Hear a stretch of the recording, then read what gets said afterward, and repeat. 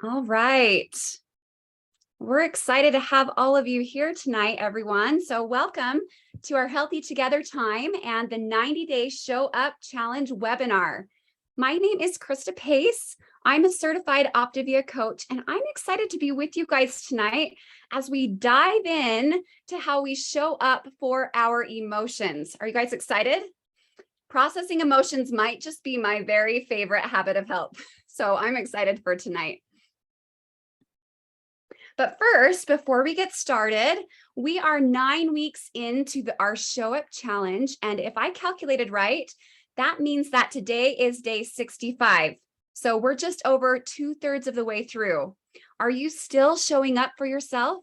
Are you getting good at using your app and your tracker and your plan and your accountability buddy to show up for what you want most? Just another quick question. How are your emotions showing up as you participate in this challenge? Are you celebrating your wins? I'm actually trying to intentionally process a little bit of joy each time I check a box on my tracker. That one intentional micro habit of processing joy has sparked a new eagerness within me to continue forward. So you may want to try it. And we're going to discuss how you can do that a little bit later. I also want to celebrate all of you I see with your screens on live tonight. I welcome you and I thank you for sharing your emotion with me. I can see it through the screen.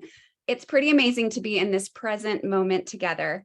And it's never too late to participate with us. So for those of you who are hearing about our challenge for the first time tonight, or those who are enjoying the playback or the podcast, we welcome you. Thank you for showing up with us. Now, I'm sure that many of you on this call tonight are aware of our 4 components of our system. Many of you are probably utilizing all 4 and seeing extraordinary results in your healthy body, your healthy mind, and your healthy finances. But maybe there's some others of you who haven't quite caught the vision of integrating 1 or 2 of these components. And for some of you, this might be new and exciting information. So as I go over these components tonight, I invite you to take a deep breath in with each one and see if any emotions are stirred within you when we discuss these components. Feel free to share your emotions in the chat with everybody. So our 4 components of our program are like the 4 legs of a chair. Utilizing all 4 adds stability and predictability to our results. Our first component is that everyone gets a coach or an accountability buddy. My emotion for my coach is gratitude, 100%. She has guided and inspired me to search deep within myself for who I am becoming. Next is our Habits of Health transformational system. I used to think that this system was just for my healthy mind. But in the last couple of years, I have noticed how much the tools of this system are changing my heart. I show up differently in my relationships and in my life because of this system. If you have ever had an aha moment while studying your life book, I want you to put a me in the chat. I want to see a lot of me's coming in. My emotion for this component is awe. I am constantly amazed at how integrating these tools is helping me to see myself and others more clearly on my journey to become. Then, of course, we are enjoying tonight our Optavia community. This community excites me. Every time on a webinar, I'm attending a webinar or an event, something is like, it just awakens inside of me and I'm ready to create. I want to create connections and relationships and emotions. I want to create an atmosphere where I can thrive. I just love our community. And then finally, let's take a deep breath in and out for our scientifically designed fuelings that reduce decision fatigue and simplify the process of creating new habits.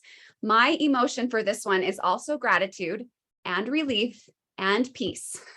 These fuelings have simplified my mind and my body, and I love them.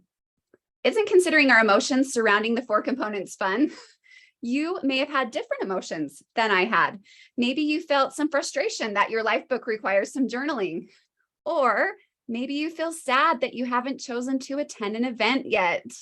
I know there have been some feelings of disappointment when my favorite fueling is out of stock, or embarrassment when I've gone off plan and didn't want to check in with my coach. Tonight, I am releasing you from all shame associated with what you are feeling And I'm inviting you to receive it all. Receive all the emotion that makes you who you are in this very moment. If you are like me, we are pretty good at judging our emotions as good or bad, comfortable or uncomfortable. Our brain even tells us that we should seek pleasurable emotions and avoid the painful and uncomfortable ones at all cost, right? For just a moment, let's just appreciate our brains for what they do to keep us safe. My brain is doing its job 100%, and I'm so appreciative of my brain. I'm glad I have one. But during this webinar, I invite you to be open and curious when emotions just show up, and consider as the dominant force in your life how you want to show up for your emotions. Last Thursday, I was attending a parent-teacher conference for my 7-year-old Ryan. He is the one looking up at me in this picture with a big smile. Ryan enjoys finishing first in his class. Everything is a race. As a result, his work is what some might call sloppy. His teacher was trying to encourage him to slow down and not turn his work in so quickly so she could actually read it. Well, during our discussion, he looked at both of us and he's like, "Why do you need to read it? I know it's right." What if we could accept our emotions the same way, even when they show up sloppy? What if we could accept our emotions without judgment and just process them, knowing that they are right, that they have the exact wisdom we need, no matter what it looks like? Can you imagine what that would be like? Ryan's mind and emotions work very fast, and they just flow. Before he could speak, every time I would read to him, his emotions would travel all throughout his body. He would flex his face muscles and his hands and his feet so much that I wondered if I needed to be concerned. When I spoke with his pediatrician, she smiled at me and she's like, "I just think he's really intelligent."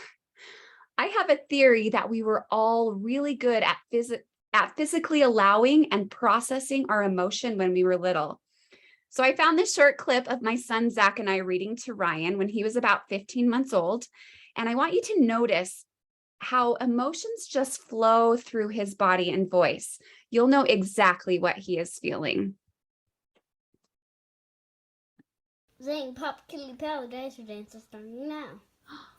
The blue stegosaurus goes shimmy, shimmy, shake. The red brontosaurus goes quivery, quake. Triceratops goes tappity, tap. And pterodactyl goes flap, flap, flap, all the way to the end. Now everybody wants to try the cha-cha-cha. The cha-cha-cha. Can I have a turn? Cha-cha-cha? He wants me to read it. You don't want to share it with Zach? I can just hold the button. You like the dinosaur?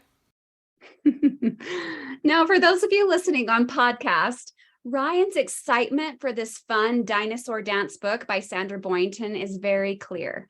His emotions show up without any reservation, moving his eyebrows, his eyes, his nose, his mouth. His feet were flexing and his hands were so eager to turn the pages that he flipped to the end. His voice honored the joy within him as he celebrated the cha-cha-cha. And when his older brother wanted to turn with the book, you could tell that he didn't think that was a good idea. You could see the worry he felt at the thought of losing his book. I wonder sometimes how much healthy emotion we would get if we just let our emotions move our body and our voice, right? Like they did when we were little. As we grow and develop, emotions show up, but it seems that our bodies become a rigid cell for them unless we choose to set them free. In element 23 of the Life book, Dr. Anderson states, "Our emotions affect us every second of every day. They are the energy that directs every aspect of our life. Their deep, ancient, and central role in directing our brain and mind is only just unfolding as our understanding of our interpersonal neurobiology grows." Unfortunately, less than 5% of people have developed mastery of their emotions so that they truly have the calm and focus that allows them to be the dominant force in their lives. 5%, you guys. That means that most of us on this call, if not all of us, have some fun emotional adventures ahead of us as we continue this journey to master our emotions.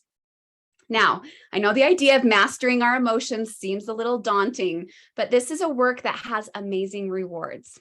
It's going to be fun. So how do we show up for our emotions? Element 3 of the Life Book teaches us about the habit loop. This tool is always at work in our brain, helping us create healthy and unhealthy habits, including the habits we create surrounding how we show up for our emotions. So let's take a closer look. The habit loop consists of a cue, a routine, and a reward. First, let's look at our cues.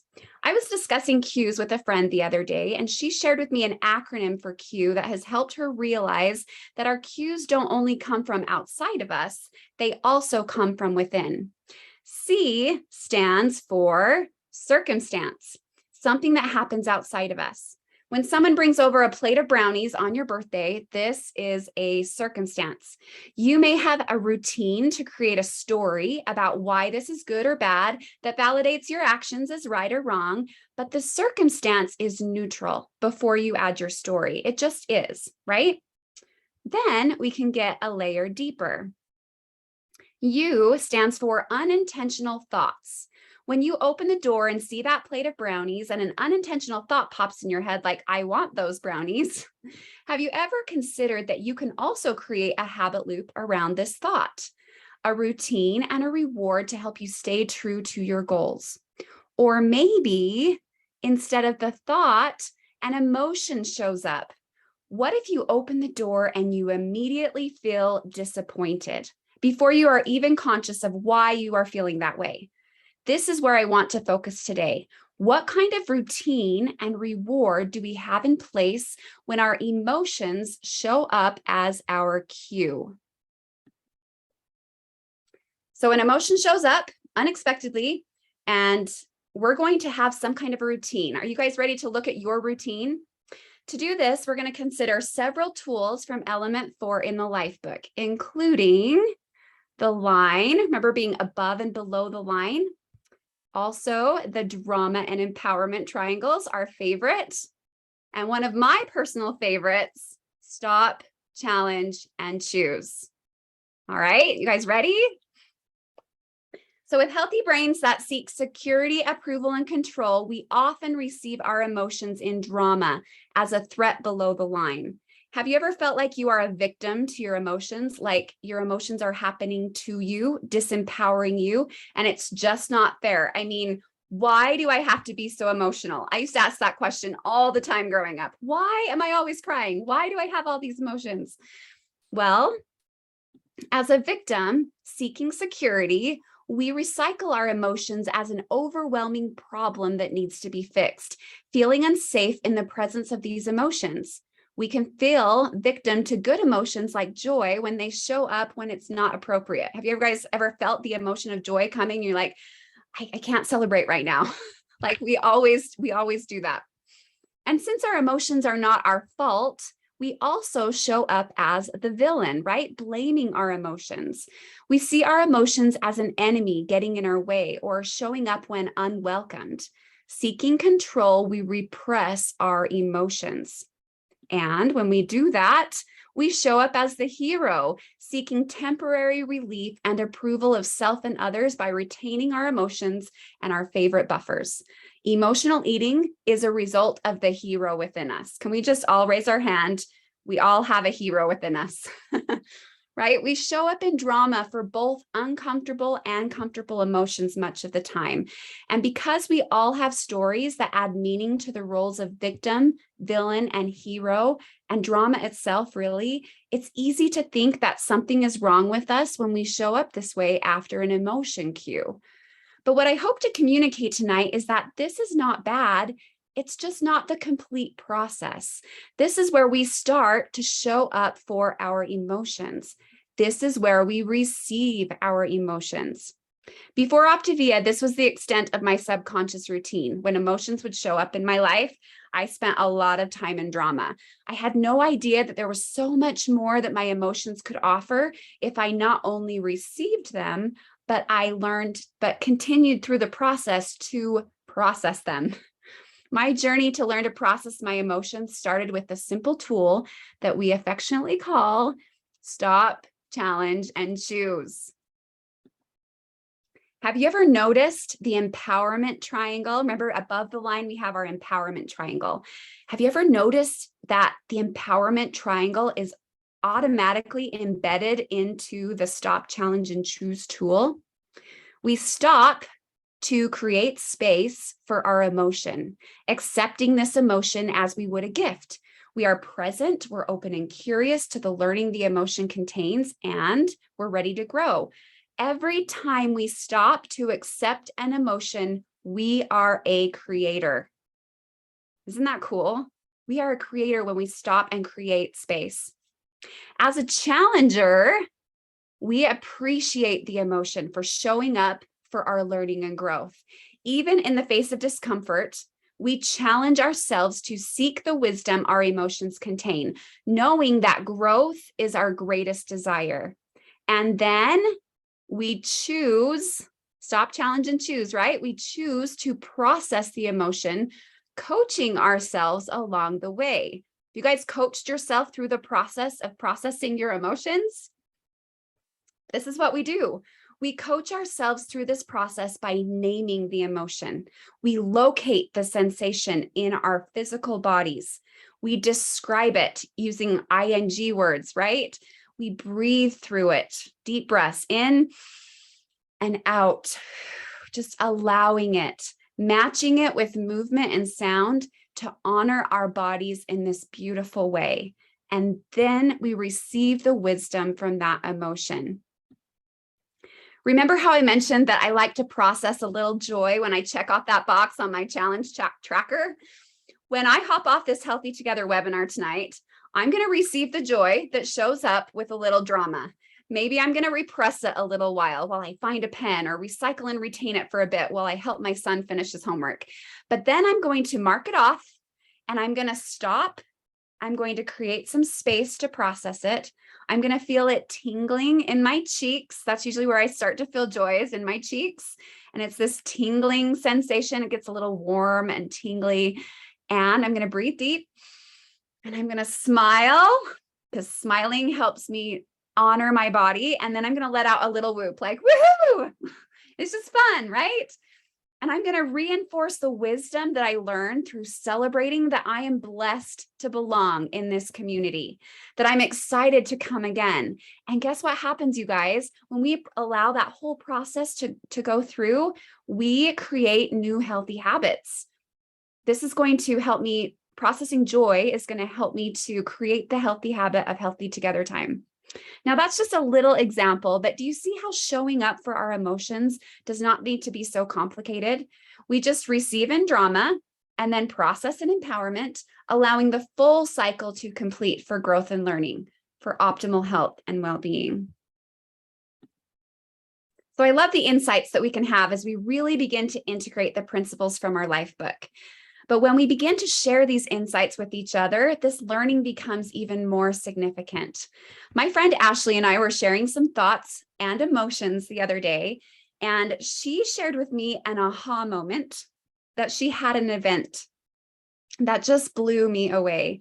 I've invited her to share a little bit of her journey and what she has learned about receiving and processing emotion.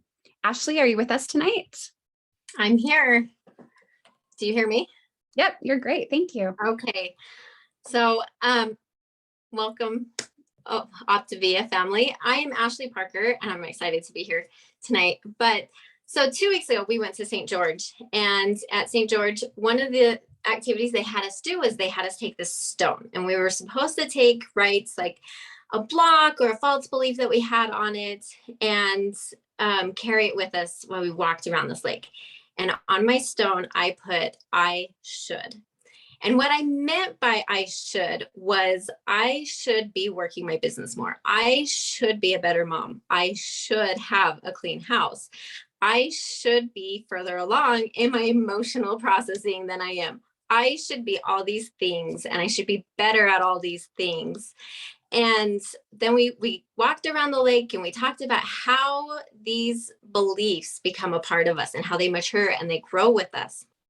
And when we got to the end, I was really excited because I had realized just how heavy this stone was. I had put so much pressure on myself on all the things that I should do and all the things that I should be doing and being.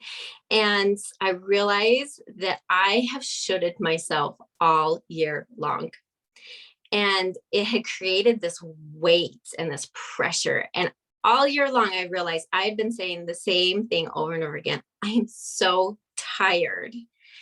And it was this weight of this rock that I had been carrying around.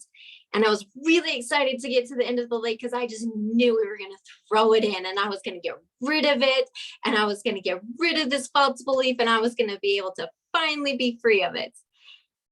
And then they told us we got to keep it. And that stone on the flip side was actually guiding us exactly where we needed to be. And I was like, there is no way that this could be the other side of my stone. This is not pointing me in the direction I want to go. And the more I thought about it, the other side of my stone was compassion.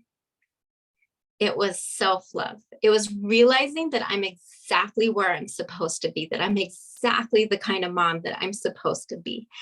And as I realized this weight just left my body. And I've accomplished more in 2 weeks since that event than I have all year long, because that energy is back, that hope that I am more and I'm exactly what I'm supposed to be and exactly where I'm at is gone. Now, I ended up driving home from this event by myself the whole 3.5 hours in total silence, thinking about this rock. And I started thinking about the drama triangle. And for me, it's always been this like uphill climb to go from above and below the line. Just even saying you're below the line has like this negative connotation to it and instantly puts me into shame that I'm below the line. Nobody wants to be below the line. And as I have thought about it, I'm like, I wonder if I can put the drama triangle and the empowerment triangle on the same plane. So I'm not constantly climbing up this mountain to get to empowerment, which I'm totally willing to do, but it's, again, heavy and so much work. But I wonder if it's the flip side to my stone. And as I did that, I took the line that's horizontal and I made it vertical.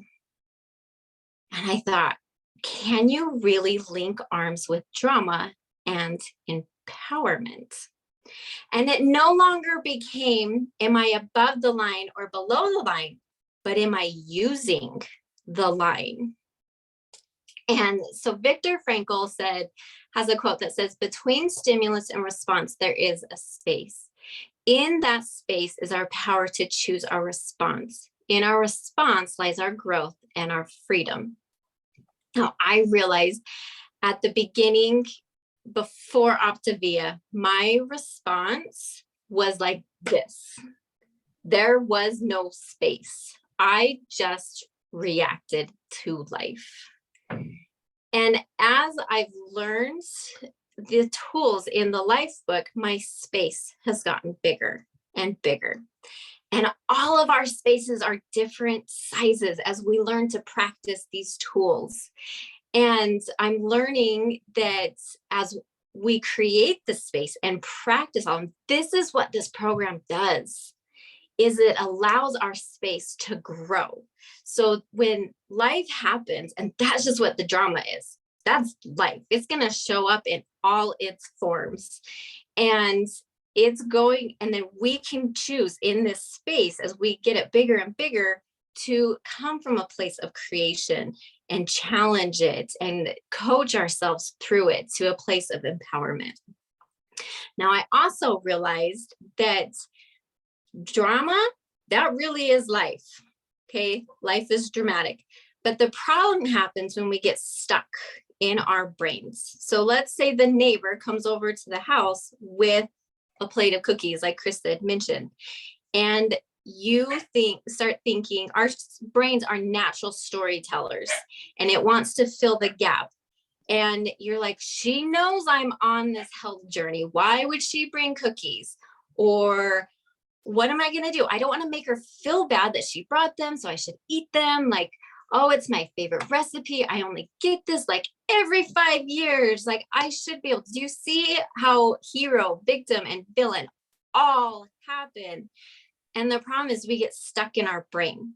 And so when we can go to that space and we can locate it and start processing it in our bodies, it instantly pulls us from our brains to our body, and it stops the story. The story is the drama, not life. It's the story we create around the circumstance, the cue that Krista was talking about. And then we can decide, does this meet our goals? Is this something that I really want to eat? We get to come from a place of empowerment after we can stop the story. And so it's like our brains, it becomes this cycle of our brains stopping it and going to our bodies, and then going to a place of empowerment where we can pull the wisdom and choose what kind of life we want to create. Now, 3 years ago, I found this program, and like most women, I had gained my weight through pregnancies, and I had 4 children in just under 8 years, and I had 6 miscarriages in between. And I had 10 pregnancies in under 8 years, and years of hormone treatment in order to keep a pregnancy. And my last pregnancy was very, very difficult. I had been put on bed rest at 8 weeks. I had already shown many signs that I could still lose him. And then when I finally had him, I was diagnosed with postpartum depression. And I hated my body for what it couldn't give me and all the pain and suffering. And I just knew if I could lose the weight, I would love my body again. So I joined this program that was going to help me just lose the weight. And at the same time I joined this program, my washing machine broke. And so I reached out to a friend and I asked her if I could use her washing machine, because asking her was less mortifying than taking my kids to the laundromat and washing my clothes while entertaining them. And I called her totally terrified that my washing machine broke and that I needed to use hers. And of course, she was so sweet and was like, yeah, use my machine. That's great. Anytime you want. So I had it all planned out. I was going to go. I had nothing planned that day. And every hour I was going to take it go to her house. I was going to take it from the washer, put it in the dryer, from the dryer, take it to the laundry basket and take it home. I was going to make all conversations short and sweet. Like she wasn't going to notice me because I was not going to be a pain. So it worked out completely as planned until the very last load. And I got there late. And sure enough, she had pulled the laundry out of the dryer and she had folded it. She had folded my laundry. I was mortified. I could not believe she had touched my clothes. So I went home and I just cried. Everything was broken. And I had no control that it was going to take a week for them to deliver my new washing machine. Well, fast forward 3 years ago, 3 years ahead. Last week, my washing machine broke. But my circumstances have changed. I have sold that house and I am renting and I'm using their washing machine. The repairman came last week and he says, this machine is dead. There is no reviving it. Called my friends and I have no control. I have less control than 3 years ago. I'm now dealing with a property manager. I'm dealing with the owners of the home. I still, after 9 days, have not heard a single word of what the plan is moving forward. My only control is that I need to get my clothes washed. I have 4 kids. So I called this same friend up and I said, can I use your washing machine? She says, yes, come wash them. Bless her heart, she has 2 washing machines, you guys, which is awesome. And so I went and I put them in the washing machine this time. And as I left, I said, I'll be back in an hour. And I put them in the dryer. And she goes, do you want me to just put them in the dryer? And I said, yeah, do you mind? That would be great. And I came back 2 hours later. And sure enough, she had pulled them out of the dryer and she had folded them. But this time I gave her a great big hug and I said, Natalie, this is awesome. Thank you so much. 3 years ago when my washer broke and I thought life was happening to me, it was because, now that I look back, because I didn't know how to process emotion. And I was broken. I was mad at my body for all the lost pregnancies. I was mourning and grieving the loss of so many babies. And I had nowhere to take that. 3 years later, I have been able to create a new habit loop in order to process that brokenness. And now I don't have to show up and receive it in drama. It's the same cue, the same circumstance. But because I can now process that emotion, I can now receive it in empowerment. And that's what this program is about. It's about linking arms with life in all of its forms and to use the space and the line to choose to come from a place of empowerment. Oh my goodness, Ashley, thank you so much for sharing your story. I love the reward that this creates. The more we practice the whole routine of receiving and processing our emotions, we begin to realize the ultimate reward that we can become an emotion master. Not just do our emotions happen to us, but we receive them and process them to gain the wisdom they have for us. And over time, we get so good at the entire cycle that emotion begins to happen through us. Side by side, drama and empowerment, we co-create a sense of true security, approval, and control intrinsically as the dominant force of our lives. If you are ready to continue this journey that you are on to truly become the dominant force of your life as the master of your emotions, I invite you to attend our Cancun team retreat at the JW Marriott next month.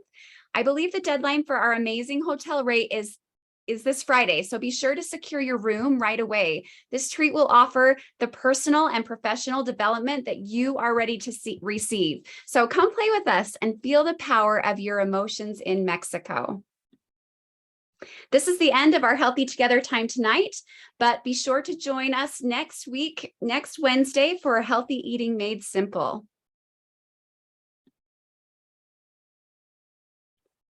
Next, we invite you to stay for one of 2 breakout sessions.